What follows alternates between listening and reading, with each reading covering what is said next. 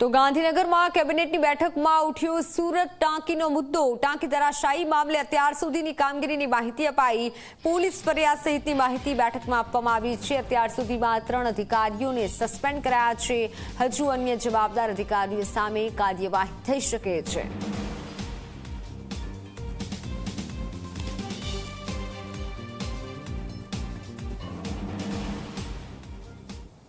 तारीखे लगभग बपोरे 12 થી 1 ગાળાની અંદર ટેસ્ટિંગ કરતાં ટાંકી ધરાશયી થઈ ગઈ છે।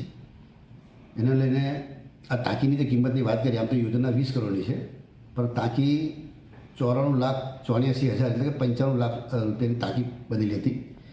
એના માટે સંબંધિત જે કાર્યપાલક ઇજનેર હતા,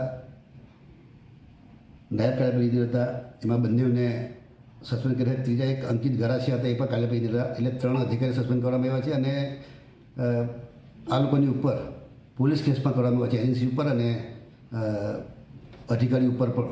એમાં એજન્સીના લોકોની ધરપકડ થઈ છે।